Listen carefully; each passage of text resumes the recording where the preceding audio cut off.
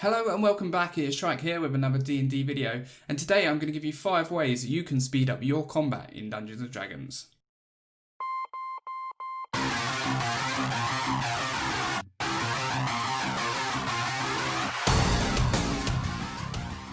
This is quite a common thing I hear from new dungeon masters, that their combat is too slow and how can they speed it up. So I thought I'd make this video to give you some tips how you can speed up your combat. But before we get onto that, I just want to let you know that I upload Dungeons and Dragons content here on YouTube every Monday and Thursday. So make sure to subscribe if you want to improve your game or take part in discussions about Dungeons and Dragons. And then hit the notification bell so you get notified when I upload a new video. So I want to kick this video off with a tip that I actually tried for about 6 months but ended up stopped doing it. And I want to stress the importance of understanding that every table is different. So this tip didn't work at my table, but it might work at yours, and it definitely did speed up the combat. And that tip is to roll initiative at the beginning of the session rather than when combat starts. So the way I did it is at the beginning of the session I got my players to roll initiative twice and jotted those initiatives down. And then when it came to combat I didn't have to say everyone roll for initiative, I just could go to my notepad and say right, Alton, it's your turn. That way you don't have to stop the game to get everyone to roll for initiative, and you can really smoothly move from roleplay to combat. So for example, you could be having an encounter with an NPC where they're talking to each other but it's about to turn into combat. Rather than having to stop the game and say everyone roll initiative, you can just look down at your sheet and say, Alton, how do you respond to that? And let them know that they're now into the combat roles. So like I said, this didn't actually work for my players at my table because my players liked the fact that when I said roll for initiative, that meant it was going into the combat side of it, and there was a sort of emotion and a buzz when I said that of everyone going, oh, god damn it, or being excited that it's happened. But try it out, maybe it's exactly what you and your players are looking for. So the second tip that I'm going to give you here is to make sure to read the monster stat blocks or the NPC stat blocks before the game starts. Obviously you're only going to be able to do this if you know what they're going to come up against. If you're using random roll tables and stuff like that, you won't be able to do this. But if you know what they're coming up against, make sure to read the stat blocks before the session. Familiarise yourself with the actions and the features in particular, and if there's any DCs or the attack roll, make sure to keep them in the back of your head so you don't have to keep going back to the sheet. You can just say, right, that's +7 to hit, and then do the maths. I also will quite often forget parts of a monster stat block, such as vulnerabilities or resistances, so it's good to do this just so that you can remember it all in the back of your mind.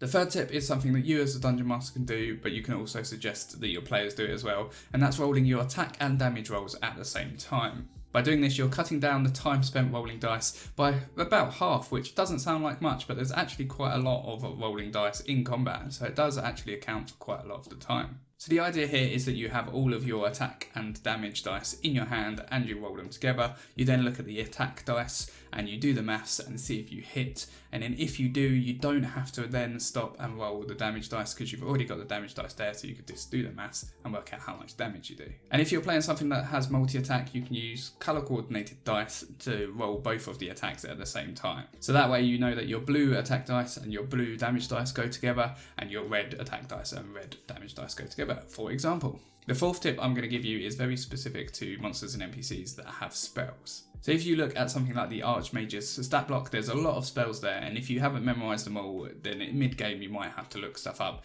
and it's just going to slow the combat down. So what I'd suggest is just cut it down to 3 or 4 spells. So by cutting down the spell list to 3, 4, maybe even 5 spells, you don't have to learn as many, and you shouldn't have to refer back to the book as much. Of course, if you have already learned all the spells, then don't worry, just go ahead with your great memory and play the game, and I'm sure your combat is already pretty quick. But if you haven't, I would suggest just cutting it down and learning specific spells. A sort of general tip, I guess, is the least time you can spend as possible having to refer back to the book, the better. Because every time you have to go and refer to the book, you're going to slow down your combat because you have to sort of pause the game to go and look something up. And then the final tip I'm going to give you is to talk to your players and tell them that you want to speed up the combat, because it might be that they don't even realise that the combat's slow and that you want it to speed up a bit. So talking to them will definitely help. If you have one player in particular that's slowing the combat down, try not to point them out and blame them. Try to just talk to the group, give the group some tips, say, look, I want to try and speed up the combat, I think it's running a bit slow. What do you think we can do to help? And here are some tips that this guy Shrike told me. So there are the 5 tips I'm going to give you, but there is something else that I want to just point out as well. Using digital tools is just always going to speed up the combat. For example, D&D Beyond now has the encounter tracker where you can click a button and it gives you everyone's initiative. This is always going to be much quicker than everyone rolling their dice and telling you their initiative score. And with most of the digital tools, they also have it so that you can click something and it will bring up a little box that will tell you what it is. So when earlier I was talking about having to refer into the book to look something up, it's much quicker on digital because you can just click something, it will pop it up, you can find the information you need, and that's done, rather than having to flick to the page and put all of that stuff. It just takes much longer. So it might just be that trying to push everyone to use a digital is the way forward for you. But I understand there are a lot of people out there that like pen and paper and don't want to go digital, so if you think it will hamper your enjoyment of the game, then just stick to the pen and paper. There you have it. I hope that has helped. If it has, please do give this video a like. It does help support this channel. And make sure to subscribe if you want to improve your game and take part in more D&D discussions. And as I said right at the beginning of the video, I upload videos here on YouTube every Monday and Thursday. So make sure to subscribe. But until next time, happy gaming.